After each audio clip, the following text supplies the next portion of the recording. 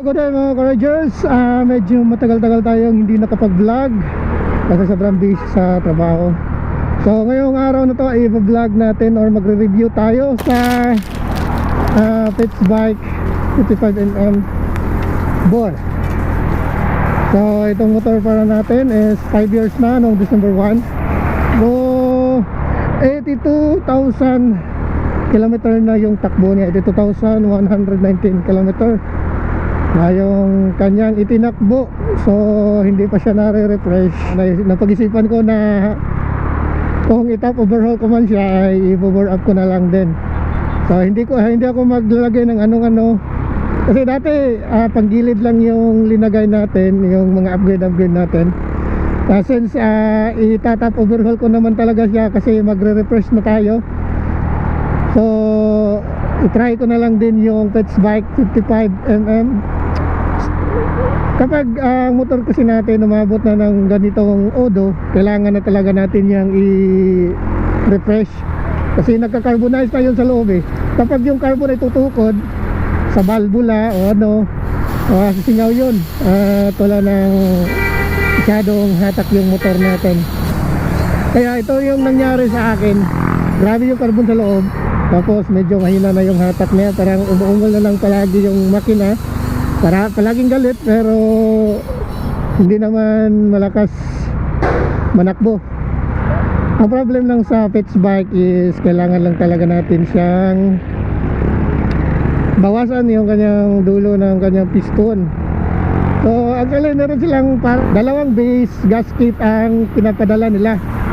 So para yon sa spacing na hindi tutukod yung piston, kasi simidom yung kanyang piston eh, hindi tutukod doon sa head. Pero wag niyong gamitin kapag magpi-Pitts Bike kayo. Wag niyong gamitin ang dalawang base gasket kasi UUP yun, papalat yun, ninipis kapag mako-compress na. At first tinatry ko talaga linagay. So at first okay naman siya, walang ingay sa makina. Pero kinalaunan nakatakbo na siya ng medyo malayo-layo. Doon na nagka-problema kasi uuntog na yung piston sa head kasi nga na-UUP na yung papel. Siguro mas maganda gamitin kapag makakahanap tayo ng spacing niya na or base gasket na aluminum type. Pero sa mga Honda or para sa mga Honda models like Honda Beat, siguro sa Click meron, pero sa Honda Beat wala eh. Marami sa online, sa mga MIUI, Mio Sporty.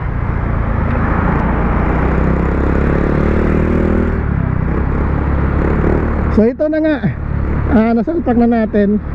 Actually pangatlong bisis ko siya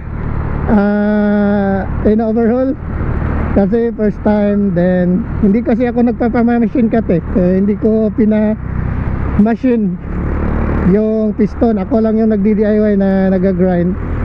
Pinag-grind ko lang yung udulo ng piston paunti-unti, tapos binabap. So next salpak ko, maingay na naman until pangatlo nakuha ko na ng tansya. Nag-clay test naman ako pero okay naman siya. Merong namang mga 1mm siguro na space. Pero kapag mainit na, uuntog na talaga siya. Meron siyang marka doon sa piston na uuntog talaga siya sa head. So ang ginawa ko, binawasan ko na naman ulit until na perfect ko ang pagkakagawa. Pero mas mainam kapag gagamit kayo ng Pitts Bike or ganitong uri ng block na merong medyo mataas yung kanyang piston. Mas mainam na ipamamachine shop nyo para mas accurate yung kanyang bawas. So ngayon andito na tayo sa performance. Ito-test na natin. Since steel bore to, kailangan talagang palapatin talaga natin tong block. So hindi tayo mag-top speed kuwan lang, simple review lang. Pero kahit black lang yung pinalitan natin, hindi tayo nagpalit ng cams, mas maganda pa rin naman yung takbo niya. Ito na naman, kunting-kunting pihit lang. Parang dadamba na yung motor natin. Pero mas mainam, bibili na lang kayo ng ibang brand na walang problema, no? Gaya ng MTRT. Kasi mahirap lang talaga hanapin yung block ng pang Honda BT5. So kaya napilitan ako dito sa Pitch Bike. Mura lang naman talaga yung Stelvor. Nasa 1.9 lang. And actually meron din ako nakita sa Shopee na nasa 1.4 lang. Pero kailangan talaga tiyaga, DIY power kung kailangan. So sa tingin ko na mas matipid tong naka 55mm tapos stock lahat, injector stock lahat. Hindi, wala na tayong pinalitan iba. Parang mas matipid siya eh. Kasi nga kung dati yung 60 km mo pigang-piga ka na full throttle na, dito pa lang 1/4 pa lang uabot na ng 80 km. So tapos stock lang naman yung injector mo. So ibig sabihin no, hindi masyadong matakaw sa gas kasi same lang naman yung throttle habit mo. Yung iba ngayon nakakatipid pa raw dahil nagbo-bore up daw sila. So matry natin to sa next vlog natin. Performance test na merong konting top speed siguro kung pwede. Kasi takot na tayo ngayon sa pang malakasang takbo-takbuhan eh. Tapos gas consumption ang pinaka-importante dito after check natin ngayon. Kasi nagbe-break in pa lang tayo, so hindi tayo pwedeng lalagpas sa mga 80. Iba kasi break in eh. Kailangan ng 40 to 50. So sa akin since akin naman tong motor na to, kailangan siguro mga 80, 60 lang siguro ang pinaka-maintain na speed niya para hindi masyadong ma-worn out yung piston. At saka piston ring kasi bagong-bago pa, hindi pa lapat eh. So makukuha natin yung performance niya after siguro mga 1,500 to 1,000. Pwede na yan, i-check natin ang performance talaga. Ito first impression, first review lang natin. Pero malaki talagang pinakaiba ng 110 at 130cc eh. Lalo na siguro naka-cams ka to. Pero ayoko na pasukin yung cams na yan eh, kasi nagtitipid lang naman tayo sa gasolina. Kailangan ko lang naman is hindi naman kailangan ng sobrang mataas yung top speed. Kailangan ko lang naman may konting sipa lang talaga. Kasi yung stock niya ito 82 km. Alagang alaga sa asyete or oil. Wala namang problema sa block. Doon lang talaga sa piston ring, na-worn out talaga siya. Pero hindi naman masyadong merong usok. So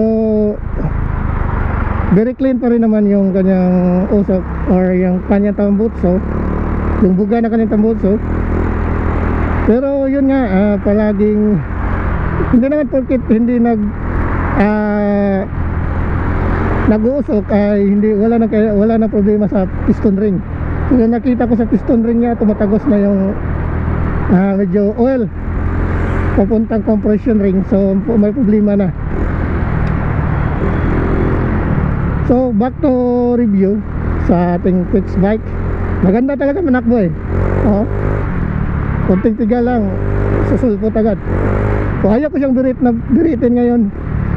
So abangan nyo na lang yung next vlog ko about sa fuel consumption nito after break in.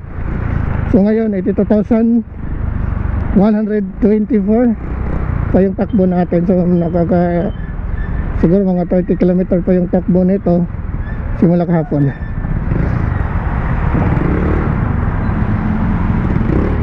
So kahit hindi pa siya fully break in ay maganda naman yung kanyang performance.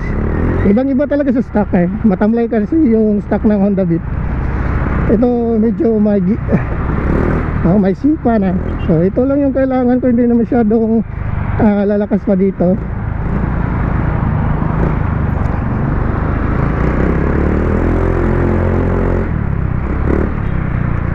So abang-abang na lang sa next vlog natin about Pitch Bike performance at saka fuel consumption. So hanggang dito lang tong vlog na to. Maraming salamat sa panonood. Don't forget to like and subscribe to my channel. This is Tito Rider and bye.